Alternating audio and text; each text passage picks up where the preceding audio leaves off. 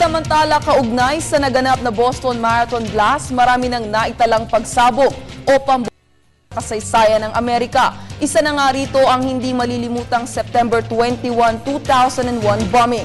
Para sa detalye, balitaan mo kami Bianca Piedad.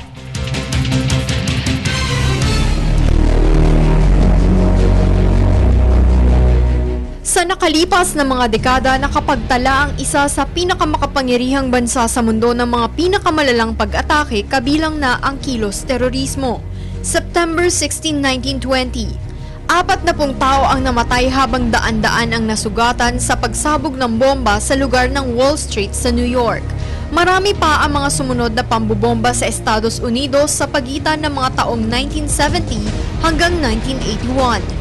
February 26, 1993, pinasabog ang bomb truck sa isang car park sa isa sa mga towers ng World Trade Center na ikinamatay ng 6 katao at ikinasugat ng nasa 1,000.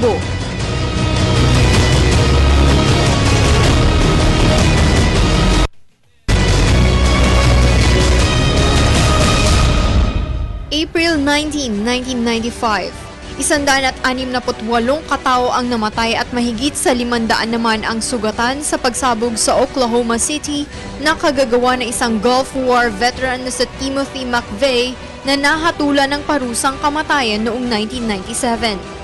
July 27, 1996, binomba naman ang Centennial Olympic Park sa Atlanta kung saan nagaganap noon ang Summer Olympics. 2 ang agad na namatay habang 112 ang sugatan.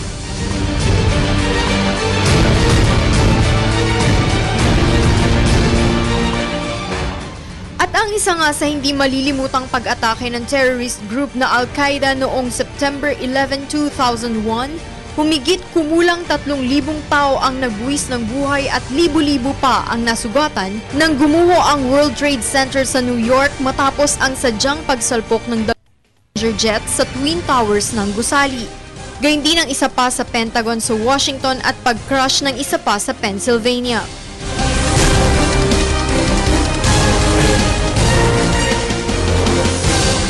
Subalit isa na namang pangyayari ang nagpaalala sa buong Amerika ng atake ng terorismo nang magkaroon ng magkasabay na pagsabog sa ginanap na 117th Boston Marathon madaling araw ng April 16, 2013, oras dito sa Pilipinas.